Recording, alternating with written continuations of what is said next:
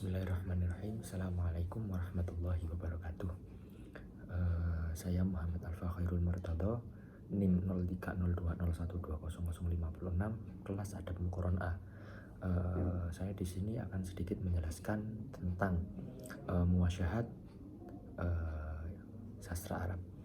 Muwasyahat sendiri berasal dari sastra Arab Andalusia pada akhir abad ke-3 Hijriah atau abad ke-9 Masehi. Muwasyahat memiliki karakteristik rakyat dalam ungkapan musik dan salah satu tema utamanya adalah ghazal. Perbedaan muwasyahat dengan puisi tradisional: dalam muwasyahat Arab terjadi penyimpangan dari sistem monorima yang umumnya digunakan dalam puisi Arab tradisional.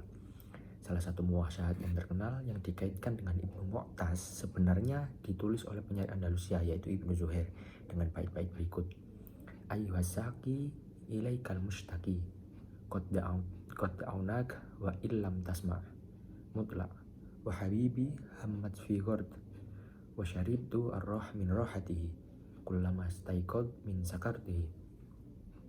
Zat berkembang dengan bahasa Amiyah yang diselingi dengan ungkapan asing yang berasal dari bahasa tuturan di Andalusia.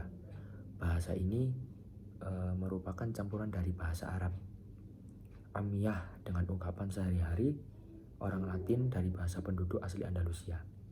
Kemungkinan Al-Asjal berasal pada akhir abad ke-4 Hijriah atau sekitar abad ke-10 Masehi, meskipun tidak ada sumber yang dapat diandalkan sebelum abad ke-6 Hijriah. Struktur Asjal mirip dengan muwasyahah, namun khurja, bagian terakhir dalam puisi, dalam Asjal memiliki unsur non-Arab.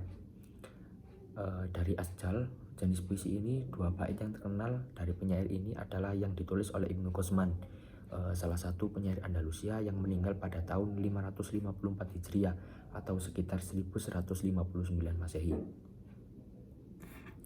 Penyair troubadour dalam bahasa Prancis, troubadour, dan dalam bahasa Spanyol, trovador, muncul pada akhir abad ke-11 Masehi di selatan Prancis dan mempengaruhi puisi dan aspek artistik dalam puisi Eropa secara keseluruhan hingga abad ke-14 Masehi. Mereka tinggal di istana raja dan pangeran, menyanyikan cinta sedemikian rupa sehingga kekasih tunduk pada kekasihnya dan mengungkapkan kekuasaannya atas dirinya meskipun ia tetap berada dalam lingkaran godaan sensual. Penyair tertua yang diketahui adalah Guillaume IX, yang menulis puisinya antara tahun 1100 dan 1127 Masehi.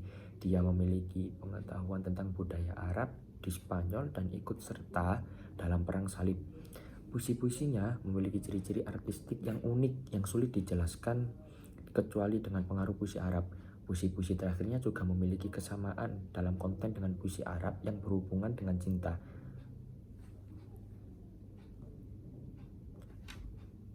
Ada banyak bukti sejarah pengaruh musik Arab pada puisi-puisi ini, termasuk kumpulan puisi suci karya Alfonso X yang mengakukan perawan suci Maria yang berjumlah 402 lagu. Dari jumlah tersebut tidak kurang dari 335 lagu, 83% dari keseluruhan. Guillaume IX, di dalamnya terdapat 3 bait yang memiliki kofiah yang sama, diikuti oleh bait-bait berkofiah berbeda dan diulang dengan vuelta atau kofl. Kemudian 2 bait yang sesuai dengan matla atau estribilio tetap mengikuti potongan yang pertama. Telah disebutkan sebelumnya tentang status kedudukan Alfonso X dan pengaruh budaya dan ilmiah pemerintahnya di berbagai negara Eropa. Di antaranya adalah pengaruhnya pada Dante. Diketahui bahwa Dante pada tahun 1265 sampai 1321 Masehi, kemudian Petrarch pada tahun 1304 sampai 1374 Masehi telah mencapai tingkat kesempurnaan artistik dengan sejenis puisi liris yang disebut dengan sonetto atau soneta, yang sebagian besar terdiri dari 14 bait yang terbagi menjadi 4 bagian. 2 di antaranya terdiri dari 4 bait dan 2 lainnya 3 bait awal dari masing-masing. 2 bagian pertama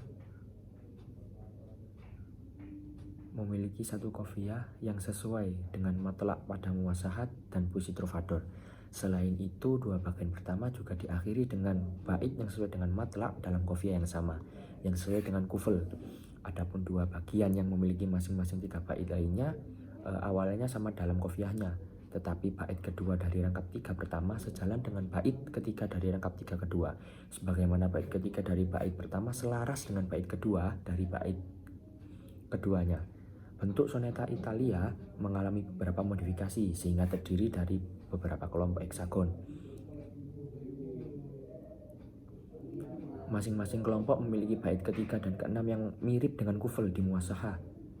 Karena kedua bait di setiap kelompok ini selaras dalam qafiyah. Tema puisi soneta tetap cinta, baik cinta murni yang keras dan abadi seperti dalam lagu Dante dan Petrarch, atau cinta yang merebut kesenangan saat ada kesempatan seperti dalam puisi Ronsard orang Prancis. Model Shakespeare dari sistem soneta Italia diatur dalam sajak yang berpotongan, tapi temanya selalu cinta.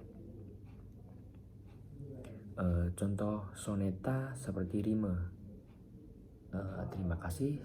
Wassalamualaikum warahmatullahi wabarakatuh.